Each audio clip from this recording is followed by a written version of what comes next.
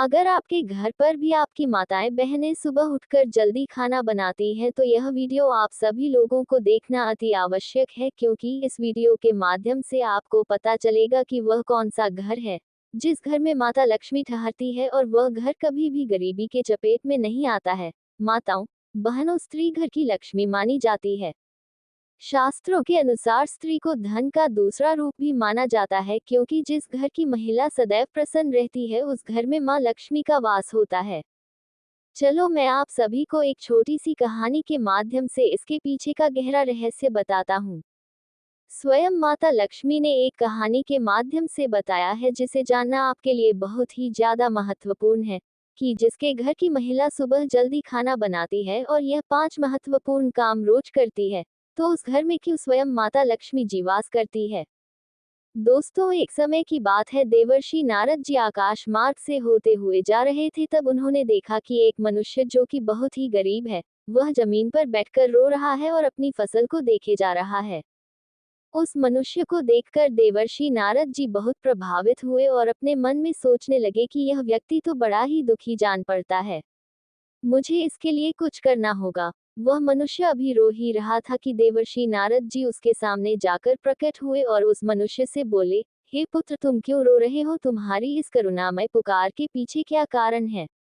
जब उस मनुष्य ने अपनी आंखें खोली तो पाया कि सामने स्वयं नारायण के सबसे बड़े भक्त देवर्षि नारद जी खड़े हैं। उस मनुष्य ने देवर्षि नारद जी को प्रणाम किया और उसने अपनी व्यथा बताई। उस मनुष्य की व्यथा को सुनकर देवर्षि नारद जी सोच में पड़ गए कि मुझे इस मनुष्य की समस्या का समाधान तो करना ही है, तो क्यों ना मैं इसकी समस्या के समाधान के लिए स्वयं मां लक्ष्मी से जाकर मिल लूं और उनसे ही पूछ लूंगा कि मां ने इस मनुष्य का घर क्यों छोड़ा जिस वजह से यह गरीब हो गया है। अब देवर्षि नारद जी उस मनुष्य को आश्वासन दिलाते हुए कहते हैं कि मैं कुछ समय बाद तुम्हारे पास तुम्हारी समस्या का समाधान लेकर अवश्य उपस्थित होऊंगा। इतना कहकर देवर्षि नारद जी वहां से अंतर्ध्यान हो गए और माता लक्ष्मी जी के पास जाकर प्रकट हुए।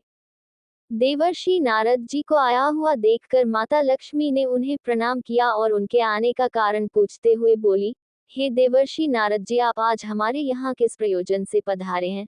तब देवर्षि नारद जी ने माता को प्रणाम करते हुए कहा कि, हे माते, आज जब मैं आकाश मार्ग में विचरण कर रहा था, तब मैंने देखा कि एक मनुष्य अपने खेत में बैठकर विलाप कर रहा है। वह मनुष्य बहुत जोर जोर से रो रहा था। उसका ऐसा रोना मुझे देखा नहीं गया। मैं उसके पास जाकर प्रकट हुआ और उससे पूछा कि हे पुत्र, तुम क्यों रो रहे हो? तब उसने मुझे बताया कि हे प्रभु, पिछले ही महीने मेरी पत्नी का निधन हो गया है। मेरी एक पुत्री है, वही मुझे खाना बनाकर खिलाती है, लेकिन मेरी पत्नी के मरने के बाद मैं दिन ब दिन गरीब होता जा रहा हूँ। पता नहीं क्यों मेरी पत्नी के मरने के बाद माता लक्ष्मी मेरे घर को छोड़कर चली गई है। देखो, मेरे खेत को कई सारे जंगली जानवर खराब कर गए हैं। मेरा अब कोई सहारा नहीं बचा है। देवर्षि नारद जी आगे कहते हैं, हे माते, जब उस मनुष्य ने मुझे ऐसे करुण शब्द कहे तब मुझसे रहा नहीं गया और मैं इसी प्रश्न का उत्तर जानने के लिए आपके पास आया हूँ कि आपने उस मनुष्य का घर क्यों छोड़ा? ऐसा कौन सा पाप हो गया था उस मनुष्य से जिसकी वजह से आपने उसके घर को ही त्याग दिया? देवर्षि नारद जी की बात सुनने के बाद अब माता लक्ष्मी आगे कहती हैं, हे नारद जी, आपने मुझसे ये जो प्रश्न किया है ये कलयुग की समस्त स्त्रियों के लिए बहुत ही लाभप्रद है। मैं तुम्हें आज एक कहानी के माध्यम से वह युक्ति बताने वाली हूँ जिसकी वजह से मैं मनुष्य के घर पर ठहरती हूँ, और अगर मनुष्य इस काम के विपरीत कार्य करता है तो मैं उसके घर को त्याग देती हूँ। अंत में मैं तुम्हें उस मनुष्य के बारे में भी बताऊंगा जिस वजह से वह गरीब होता चला जा रहा है। मैं आपको जो कहानी सुनाने जा रही हूँ वह कहानी बहुत ही मार्मिक है और ज्ञान से भरी हुई है। इस कहानी को पूरा देखने वाले मनुष्य के घर में मेरा वास होता है, और इस कहानी में बताए गए नियमों को अगर कोई भी स्त्री परिणाम स्वरूप करती है तो मैं उसके घर में वास करती हूँ। अब देवर्षि नारद जी कहते हैं, हे माते, कृपया आप मुझसे इस कहानी का अनुसरण करिए, क्योंकि मैंने उस मनुष्य को वचन दिया है कि मैं तुम्हारी समस्याओं का समाधान लेकर तुम्हें बताने के लिए अवश्य आऊंगा। इसीलिए हे माते, मैंने मेरे वचन को झूठ मत होने देना। हे देवर्षि नारद जी, मैं आपके वचन को झूठा नहीं होने दूंगी और उस मनुष्य के विषय में मैं आपको अंत में बताऊंगी। आप कहानी को आरंभ करती हुई माता लक्ष्मी जी कहती हैं, एक समय की बात है, किसी नगर में एक श्याम नाम का आलसी इंसान रहता था। वह इतना आलसी था कि खटिया पर जिस तरह करवट लेता था उसी करवट लेटा रह जाता। करवट बदलने में भी उसे परेशानी नजर आती थी। उसकी पत्नी बेचारी जब किसी काम के लिए उससे कहती थी तभी वह करवट बदलता और पत्नी की तरफ पीठ फेर कर पड़ा रहता था। उसकी इन आदतों को देखते हुए पत्नी को विश्वास हो गया था कि वह कभी कुछ नहीं कर पाएगा। एक दिन पत्नी ने बड़े ही प्रेम से उसे समझाया और बोली, मैं जानती हूँ कि तुम्हें खटिया से उठने में कष्ट होता है, किंतु इस तरह एक ही करवट लेटे रहने से भी आदमी नाकारा हो जाता है और आप बाहर नहीं जाना चाहते हो, तो खटिया पर बैठे बैठे ही कुछ करते रहो। तब वह श्याम सोचने लगा, ऐसा कौन सा काम है जिसे खटिया पर बैठे बैठे ही किया जा सकता है। कुछ देर बाद उसकी समझ में बात आई। वह खुश होकर अपनी पत्नी से बोला, अरे सुनती हो, मैंने बैठे बिठाए काम ढूंढ लिया है। अब चिंता करने की जरूरत नहीं है। तब उसकी पत्नी प्रसन्न हुई कि अब कुछ तो घर का काम होगा। उसने सब्जी की टोकरी में चाकू रखा और उसके आगे रखती हुई बोली, अब बैठे बैठे सब्जी काट डालो। अब सब्जी और चाकू देकर वह वहां से चली गई, किंतु आलसी ने तो उस ओर ध्यान ही नहीं दिया। थोड़ी देर बाद पत्नी जब सब्जी लेने पहुंची तो पाया कि पतिदेव खटिया पर बैठे हुए मक्खी गिन रहे हैं। 1 2 3 4 5। पत्नी ने देखा उनके बिस्तर पर 7 मक्खियां मरी पड़ी हैं। पत्नी को देखते ही अब श्याम उछलकर बोला, देखा मेरा कमाल, मैंने कितनी फुर्ती से 7 मक्खियों को मौत के घाट उतार दिया है। अब देखना तुम, मैं पूरे दिन में कितनी मक्खियां मार सकता हूँ। अब उस आलसी महाराज को तो अब यही धुन सवार हो गई। उसे जहां मक्खी दिखती वह वहीं फट से हाथ मार देता। कई बार तो अपनी ही गर्दन पर इतनी जोर से हाथ जमाया कि उसकी गर्दन टेढ़ी हो गई। कई बार पत्नी की नाक तोड़ दी। मक्खी मारने के चक्कर में उसने घर के बर्तन तोड़ डाले, क्योंकि श्याम ने प्रतिज्ञा कर ली थी कि कम से कम वह 1000 मक्खियां मारकर ही दम लेगा। जल्दी ही वह दिन भी आ गया जब उसकी प्रतिज्ञा पूरी हो गई। अब उस दिन आलसी ने सारे शहर का चक्कर लगाया, कंधे पर बांस का एक मजबूत डंडा रखा और खुशी से उछलता कूदता अपनी बहादुरी का बखान करता जा रहा था और चिल्लाता जा रहा था कि आज हजारों को मौत के घाट उतार आया हूँ। ये सुनकर लोग भयभीत हो गए। उन सभी को लगा कि उसने हजारों शैतानों को मौत के घाट उतार दिया है जो पास के जंगल में रहते थे। अब यह बातें सारे शहर में हवा की तरह फैल गई कि उसने हजारों को मौत के घाट उतार दिया है। लोगों ने उसका नाम हजार मारी रख दिया। आलसी महोदय जिस सड़क या गली से गुजरते थे वहीं लोगों की भीड़ उमड़ पड़ती थी। सभी उस बहादुर को देखना चाहते थे जिसने हजारों शैतानों को मौत के घाट उतारा है। धीरे धीरे हजार मारी सारे राज्य में प्रसिद्ध हो गया। कुछ दिनों बाद उस राज्य पर एक दूसरे राजा ने अचानक हमला बोल दिया। राजा के पास उस समय कोई अच्छा सेनापति नहीं था। उसने दूतों को आदेश दिया कि वे तुरंत सारे राज्य में घूम कर देखें और जहां भी उन्हें सेनापति के योग्य कोई युवक दिखाई दे, उसे फौरन हमारे दरबार में हाजिर करें। आदेश पाते ही दूर जहां तहां शहरों में उसके सैनिक घूमने लगे। उन्हीं दिनों में हजार मारी का नाम सर्वत्र गूंज रहा था। दूतों ने जब हजार मारी का नाम सुना तो वे उसके घर जा पहुंचे। राजा के दूतों को अपने घर पर आया हुआ देखकर हजार मारी भय से कांपने लगा। वह घर के अंदर एक अंधेरे कोने में दुबक कर बैठ गया।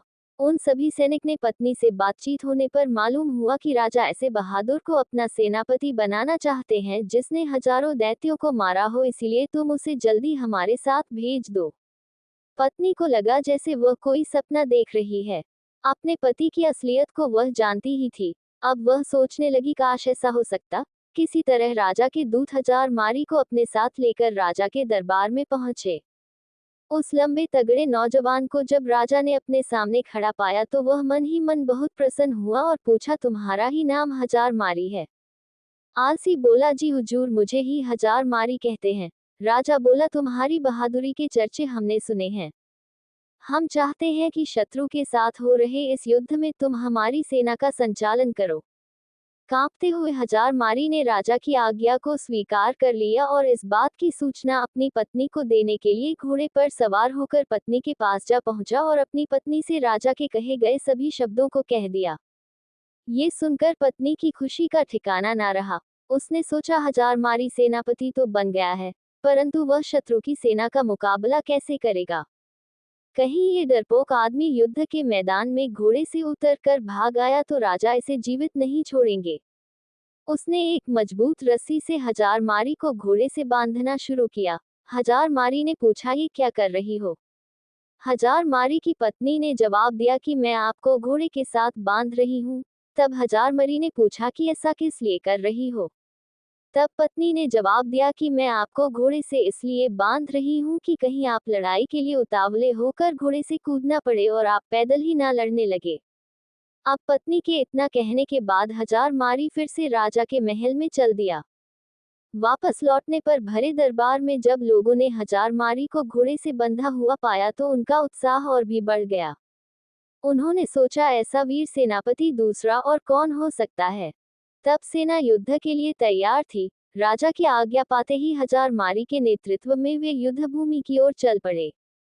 शत्रु की सेना को जब मालूम हुआ कि एक बड़ी फौज के साथ हजारमारी मुकाबला करने चल पड़ा है तो उनके योद्धाओं का मनोबल टूट गया, क्योंकि उन्होंने सुन रखा था कि हजारमारी अकेला ही हजारों को मार गिराता है।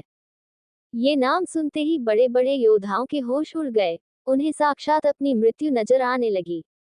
उधर हजारमारी की सेना का उत्साह आसमान को छू रहा था। मैदान में पहुंचते ही वे शत्रु की सेना पर टूट पड़े। दोनों सेनाओं के बीच घमासान युद्ध होते देख हजारमारी अपने घोड़े के साथ एक घने जंगल में जाकर छिप गया। किंतु उसकी सेना ने शत्रुओं को दम न लेने दिया। वह शत्रु का मुकाबला करती हुई उसे खदेड़ ले गई और अपने राज्य से निकाल बाहर कर दिया। शत्रु पर विजय पाने के बाद अपने सेनापति की जय जयकार करते हुए जब सैनिक वापस लौटने लगे तो हजारमारी भी जंगल से निकलकर उनके बीच में शामिल हो गया। वापस लौटने के बाद नगर में धूमधाम से विजय उत्सव मनाया गया। हजारमारी की वीरता पर राजा प्रसन्न हो उठे। उन्होंने हजारमारी के पास जाकर कहा कि मेरे बहादुर सेनापति, हमें तुम पर गर्व है। तुम्हारी अद्वितीय वीरता के कारण हमें विजय प्राप्त हुई है। इसके लिए पुरस्कार स्वरूप हम तुम्हें 1000 स्वर्ण मुद्राएं देते हैं। साथ ही हमेशा के लिए तुमको हम अपनी सेना का प्रधान सेनापति नियुक्त करते हैं। ये घोषणा सुनकर हजारमारी बहुत प्रसन्न हुआ और मन ही मन अपने भाग्य को सराहने लगा। इसके बाद राजा ने पूछा कि बहादुर सेनापति हजारमारी जी, आप हमें ये बताएं कि आप इतना बहादुरी भरा काम इतनी आसानी से कैसे कर लिए। तब हजारमारी ने बड़े ही गर्व के साथ जवाब देते हुए कहा कि हे राजन, ये जो कुछ भी हुआ है ये सब मेरी समझदार और बहादुर पत्नी की वजह से हुआ है। इसमें एक बहुत ही गुप्त राज छिपा हुआ है जिसे मैं आपको अकेले में राजमहल से बाहर अपने घर पर ही बताना चाहूंगा। राजा ने पूछा कि सेनापति हजारमारी, यह बताओ कि तुम यहाँ वह गुप्त बात क्यों नहीं बता सकते हो। तो उसने कहा, यही तो मेरी सफलता का राज्य है जिसे मैं सबके सामने नहीं बता सकता। आपको मेरे साथ बाहर मेरे घर चलना पड़ेगा। राजा ने कहा, ठीक है, मैं तुम्हारे साथ राजमहल से बाहर तुम्हारे घर जाने के लिए तैयार हूँ। तब राजा और सेनापति दोनों एक साथ राजमहल से सेनापति हजारमारी, जिसका नाम कभी श्याम था, उसके घर गए। जब वह घर पहुंचे तो उन्होंने देखा कि सेनापति हजारमारी की पत्नी अपने घर में बैठी बड़ी बेसब्री से अपने पति का इंतजार कर रही थी। जैसे ही हजारमारी की पत्नी ने सुबह सुबह अपने पति और राजा साहब को अपने घर पर आया हुआ देखा, वह तुरंत उठी और राजा साहब के सम्मान के लिए उपयुक्त व्यवस्था करने में जुट गई। फिर राजा का बड़े ही सम्मान के साथ स्वागत सत्कार किया और वह खाना तो बना ही चुकी थी, तभी उसने राजा साहब को खाने के लिए भी चौकी सजा दी और राजा साहब को सुबह सुबह ही अच्छा खाना खिला दिया। अब हजारमारी बोला, हे महाराज, अब तो आपने देख ही लिया होगा और समझ भी गए होंगे कि मेरी जीत का असली राज्य क्या है। तब महाराज ने कहा, सेनापति जी, आप कहना क्या चाहते हैं। तब हजारमारी ने कहा, महाराज, जैसा कि हम सभी को पता है कि जिस घर की महिला सुबह प्रातः काल ब्रह्म मुहूर्त में उठ जाती है उसके घर में कभी भी लक्ष्मी की कमी नहीं होती है और उसके यहाँ लक्ष्मी का वास होता है। और वही जिस घर की महिला सुबह सुबह जल्दी खाना नहीं बनाती है उस घर की कभी तरक्की नहीं होती है। अब हजारमारी आगे कहता है, राजा साहब, हम सभी लोग ये जानते हैं कि जिस घर में सुबह जल्दी खाना बन जाएगा तो उस घर की तरक्की कुछ ऐसे होती है। सुबह जल्दी खाना बनेगा तो घर के बच्चे जल्दी स्कूल के लिए भी चले जाएंगे और यदि कोई व्यक्ति कहीं काम करता है या फिर किसी को कोई जरूरी काम है तो वह घर से कभी भी खाली पेट नहीं जाएगा। वह कहीं भी खाना खाने के बाद जा सकता है और अपना पूरा काम पूरी लगन और मन से कर सकता है। तो सुबह सुबह जो भी स्त्री जल्दी खाना बना लेती है उसके घर में तरक्की होना बिल्कुल तय है।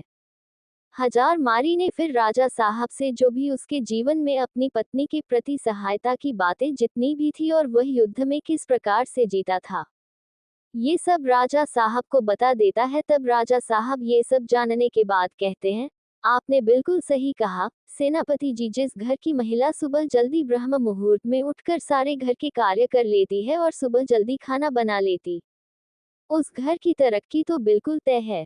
उसके बाद राजा साहब ने हजार मारी की पत्नी को ढेर सारी अशर्फियां और जवाहरात से सम्मानित किया। अब माता लक्ष्मी जी कहती है, हे देवर्षि नारद जी, अब तो आपको अच्छी तरह से समझ में आ गया होगा कि किसी भी घर की तरक्की के लिए महिला का योगदान सर्वोपरि होता है, और कहते हैं ना कि किसी भी कामयाब व्यक्ति के पीछे किसी महिला का हाथ जरूर होता है, और घर की महिला यदि चाहे तो घर को स्वर्ग बना सकती है और चाहे तो नर्क। हे देवर्षि नारद जी, अब मैं तुम्हें बताती हूँ कि उस मनुष्य के घर पर गरीबी क्यों पसरी हुई है और मैंने उसके के घर से प्रस्थान क्यों किया है। क्योंकि उस मनुष्य की पत्नी के मरने के बाद उसकी पुत्री समय पर कोई कार्य नहीं करती है। वह सुबह 8 बजे उठती है और 10 बजे तक खाना बनाया करती है, न कोई पूजा पाठ करती है, न ही धर्म से चलती थी। वह अपने मासिक धर्म के दौरान भी खाना बनाती थी। इसलिए ही मैंने उस मनुष्य के घर को छोड़ दिया था। इस वजह से ही वह मनुष्य अब गरीब है। अब देवर्षि नारद जी माता लक्ष्मी की इतनी बात सुनने के बाद कहते हैं, हे माता, आपका मुझे इस कथा के माध्यम से और उस मनुष्य के जीवन के बारे में निष्कर्ष प्रदान करने के लिए आपका धन्यवाद। अब मैं उस मनुष्य की समस्या का समाधान कर पाऊंगा। अब माता लक्ष्मी जी कहती हैं, हे देवर्षि, मैं आपको 5 बातें बताती हूँ जिस वजह से मैं मनुष्य के घर में वास करती हूँ। पहला, स्वच्छता। जहाँ घर में स्वच्छता और साफ सफाई का ध्यान रखा जाता है वहाँ मेरा वास होता है। गंदगी और अव्यवस्था मुझको अप्रिय लगती है, इसलिए घर का हर कोना स्वच्छ और सुसज्जित रखना चाहिए।